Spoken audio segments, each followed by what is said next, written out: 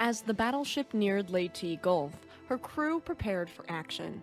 They'd always been prepared for it, yet unneeded in the past. Her career had been especially quiet, and now she was preparing for the loudest boom she'd heard yet, and it would be her last.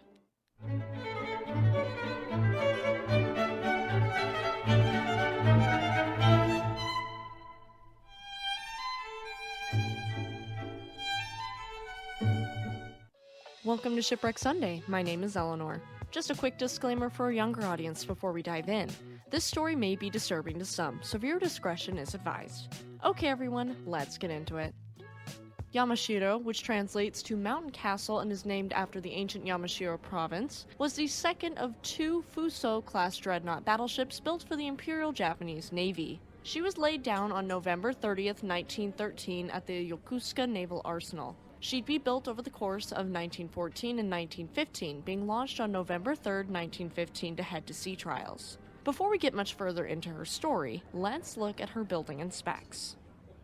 As built, Yamashiro displays 29,326 long tons standard and 35,900 long tons fully loaded. She was 665 feet long overall and 630 feet 3 inches long between her perpendiculars. She had a beam of 94 feet 2 inches wide and a draft of 28 feet 7 inches deep. As for propulsion, she had 24 Miyahara water tube boilers that could produce 40,000 horsepower, powering two Brown Curtis direct drive steam turbines that turned 4 screws. This setup allowed her average speeds of 22.5 knots and a range of 8,000 nautical miles at 14 knots. Her complement in 1915 was 1,193, and in 1935 this was raised to 1,400.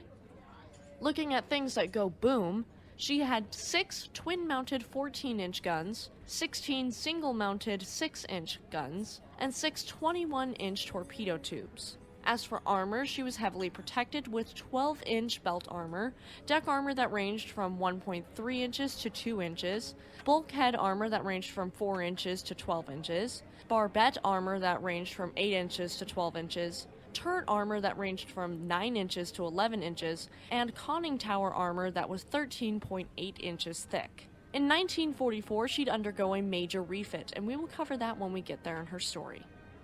She was completed and commissioned on March 31st, 1917, and assigned to the 1st Division of the 1st Fleet in 1917 to 1918. She did not see combat in World War I, since there were no longer Central Powers forces in East Asia by her completion. She did briefly patrol the coast of China during World War I, however. Patrolling can be back-breaking work, and sitting on your wallet can be back-breaking for you. Do you find yourself sitting on a chunky wallet in your back pocket, causing hip and back pain? And ladies, is your wallet so fat you have to have a purse for it? Well, look no further. Ridge wallets are flat and sleek, so they fit in your front pocket, protecting your posture and saving you from back pain. Not only this, but they are made from incredibly strong carbon steel and come in a variety of gorgeous colors, including your favorite NFL football team's livery and customization options. Not only this, but Ridge wallets have RFID blocking technology to prevent electronic pickpocketing and credit card theft. My husband is so jealous of my Ridge wallet, he's begging for one for Christmas. If you want to hold your cards in cash in style like me, check the cards to visit Ridge and use my code YouTube10 at checkout to receive a 10% discount on your order and help support my channel. Thank you so much, Ridge, and now it's time to continue with Yamashiro's service history. World War I officially ended with the signing of the armistice on November 11, 1918, and on March 29, 1922, a Gloucester Sparrowhawk fighter successfully took off from the ship. She then aided survivors of the 1923 Great Kanto earthquake in September of that year. Little detailed information is available about Yamashiro's activities during the 1920s, though we do know she made a port visit to Ryojun Guard District in Manchuria on April 5, 1925, and she conducted training off the coast of China around this time. She began reconstruction on December 18, 1930 at the Yokosuka Naval Arsenal, where her machinery was replaced, her armor was reinforced, and her torpedo bulges were fitted. Her armament was upgraded and her torpedo tubes were taken out. Her modernization was completed on March 30, 1935, and she became the flagship of the combined fleet at this time. Again, on June 27, 1937, she underwent yet another refit, and this was completed on March 31, 1938. In early 1941, she experimentally launched radio-controlled Kawanishi E-7K2 float planes. On May 24, 1941, she was assigned to the 1st Fleet's 2nd Division, consisting of Yamashiro, her sister Fuso, and the 2 Issei-class battleships, Issei and Hyuga. This leads us up nicely into World War II.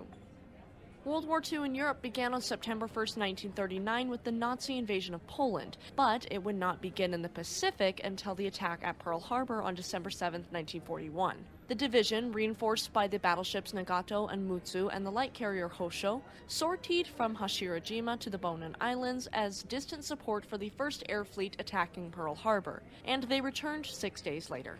War would begin for Japan on December 8th, though Yamashiro and Fuso spent the majority of the war around Japan. On April 18, 1942, Yamashiro chased the Doolittle Raider force that had just launched an air raid on Tokyo, but returned 4 days later without having made contact. On May 28th, she set sail with the rest of the 2nd Battle Division and the Aleutian Support Group at the same time most of the Imperial Fleet began an attack on Midway Island, Operation MI. The division, commanded by Vice Admiral Shiro Tokasu, was composed of Japan's 4 oldest battleships, now including Yamashiro, accompanied by 2 light cruisers, 12 destroyers, and 2 oilers. Official reports do not show the squadron as part of the larger Midway operation, known as Operation AL. Instead, they were to accompany the fleet under Admiral Isoroku Yamamoto, but were only to provide support to the Aleutian Task Force if needed. Turns out they weren't needed, and Yamashiro returned to home waters where she was used primarily for training duties in the Inland Sea until February 1, 1943, and she went to Yokosuka until September when she became a training ship for midshipmen. The Battle of Midway was disastrous, and Japan lost 4 carriers. To replace them, the IJN made plans to convert Fuso and Yamashiro to hybrid battleship carriers. However, this honor went to Issei and Hyuga instead. In July of 1943, Yamashiro was at the Yokosuka dry dock for fitting of a radar and additional 25mm anti-aircraft guns. She was briefly assigned as a training ship on September 15th before loading troops on October 13th to head to Truk Naval Base, arriving with the battleship Issei on the 20th. The 2 battleships then left on October 31st to head back to Japan with the carriers Junyo and Unyo alongside them. On November 8th, in transit, the submarine USS Halibut fired torpedoes at Junyo that missed, but hit Yamashiro with a torpedo that did not detonate. Yamashiro was fine, and she returned to her training duties in Japan. The Americans invaded Saipan in June of 1944, and during this time, Japanese troop ships attempting to reinforce the defenses were sunk by submarines. Yamashiro was then volunteered to carry troops and equipment to Saipan. If she actually made it, the plan was to deliberately beach her before she could be sunk, and to use her artillery to defend the island. The plan was approved and called Operation Y-Go, but the operation was cancelled following a decisive defeat in the Battle of the Philippine Sea on June 19th and 20th, and it was disastrous. This is where we get into our 1944 overhaul. In July of 1944, she was refitted at Yokosuka, where additional radar systems and light AA guns were fitted. She and her sister ship were transferred to Battleship Division 2 of the 2nd Fleet on September 10th. The ship briefly became the division's flagship under Vice Admiral Shoji Nishimura until September 23rd when he transferred his flag to Fuso. They left Kure on September 23rd for Linga Island, carrying the Army's 25th Independent Mixed Regiment, and the next day they narrowly escaped an attack by the submarine USS Place. They arrived on October 4th, 1944, where Nishimura then moved his flag back to Yamashiro. They then docked at Brunei to offload their troops and refuel to prepare for Operation Show-Go, the attempt to destroy the American fleet at Leyte. Little did Yamashiro know, she was walking into her final battle. But we never have to walk alone, thanks to our incredible members. Thank you so much to our amazing YouTube members and patrons. If you'd like to have some awesome perks like episodes a full day in advance, join our YouTube memberships today. Okay, my friends, let's get into the Battle of Surigao Strait and Yamashiro's sinking. She was a flagship of Nishimura's southern force, and she left Brunei at 3:30 p.m. on October 22, 1944, heading east into the Sulu Sea and then to the northeast into the Mindanao Sea. They intended to join Vice Admiral Takeo Kurito's force in Leyte Gulf, and they passed west of Mindanao Island into the Surigao Strait, where they met a large force of battleships and cruisers waiting for them. The following Battle of Surigao Strait would be the southernmost engagement in the Battle of Leyte Gulf. It'd also be Yamashiro's last hurrah. At 9:08 a.m. on October 24th, the heavy cruiser Mogami, Fuso, and Yamashiro were spotted by a group of 27 airplanes from the carrier USS Enterprise. About 20 sailors were killed on Yamashiro by strafing and rocket attacks, and the ship listed by almost 15 degrees after a bomb's near miss damaged the hull and flooded the starboard bilge, until counter-flooding in the port bilge righted the ship. Counter-flooding is a nautical term that refers to the deliberate flooding of compartments in a ship to correct for flooding that has already occurred. The goal is to keep the ship level and on an even keel. Nishimura issued a telegram to Admiral and Commander-in-Chief of the Combined Fleet, Soemo Toyoda, at 8:13 p.m., stating, quote, "It is my plan to charge into Leyte Gulf to reach a point off Dulag at 400 hours on the 25th. At 10:52 p.m., his force opened fire, damaging 2 PT boats and forcing them to retreat before they could launch their torpedoes. 3 American destroyers launched torpedoes at 3 a.m., hitting Fuso at 3:08 a.m., forcing her to fall from formation. Just 7 short minutes later, Yamashiro opened fire with her second battery. At about 3:11 a.m., the destroyers USS Monson and Killen fired their torpedoes. 1 or 2 hit Yamashiro amidships. The damage from this temporarily slowed her, and she listed to port, and this forced the counterflooding of her magazines for the 2 aft turrets. She might have been hit a third time at 3:40 a.m., but this isn't confirmed. In exchange, Yamashiro's secondary hit PT-493, resulting in the PT boat running aground and later sinking. This was Yamashiro's first and only kill on an enemy warship. A battleship as mighty as a mouse, you might say. A large formation to the north commanded by Rear Admiral Jesse Oldendorf attacked Yamashiro at 3:52 a.m. First came 6 and 8-inch shells from 3 heavy cruisers, Louisville, Portland, and Minneapolis, as well as 4 light cruisers, Denver, Columbia, Phoenix, and Boise. 6 battleships formed a battle line facing Yamashiro. The first to open fire was the Pearl Harbor veteran West Virginia just a minute after the line formed, scoring at least 1 hit with 16-inch shells in the first 22,700-yard salvo, followed by Tennessee and California, both also survivors of Pearl Harbor. Pearl Harbor veteran Maryland joined the battle late due to issues with older radar equipment. Another Pearl Harbor veteran, Pennsylvania, never fired, and Mississippi managed to get 1 salvo fired off, the last of the engagement. The Australian heavy cruiser HMS Shropshire also had radar malfunctions and did not start firing until 3:56 a.m. The main bombardment lasted 18 minutes, and Yamashiro was the only target for 7 straight minutes. The first rounds hit her forecastle and pagoda mast, and soon the entire battleship appeared to be on fire. Her 2 forward turrets targeted her assailants, and the second armament targeted the American destroyers attacking Mogami and Asagumo.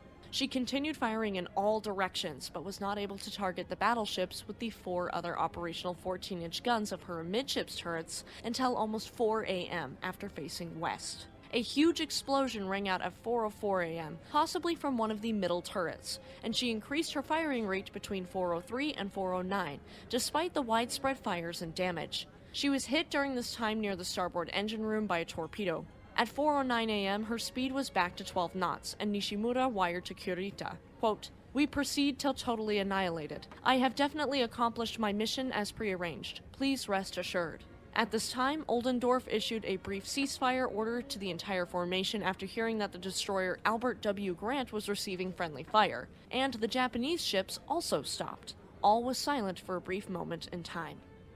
In an attempt to escape, she increased her speed to 15 knots, but she'd already been struck by 2 to 4 torpedoes at this point, and after another 2 hits near the starboard engine room, she was listing 45 degrees to port. Shinoda gave the command to abandon ship, but neither he nor Nishimura made any attempt to save themselves as the ship capsized within 5 minutes and quickly sank, stern first, vanishing from radar screens between 4:19 a.m. and 4:21 a.m. Only 10 crew members of the estimated 1,635 officers and crew survived, many of whom refused rescue, choosing to die with their comrades.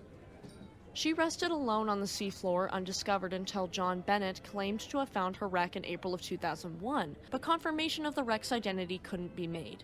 On November 25, 2017, Paul Allen and his crew aboard the famous research vessel RV Petrel discovered the wreck of Yamashiro, and they were able to positively identify her wreckage. The ship was found upside down and mostly intact, with her bow folded back over the hull. She rests at a depth of about 657 feet in the Surigao Strait.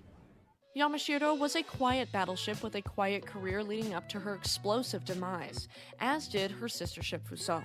As a battleship, Fuso was a fighter that refused to sink, and legend has it that the ship broke in half and remained afloat for an agonizing 40 minutes before finally sinking. We'll get more into her story on the next episode of Shipwreck Sunday.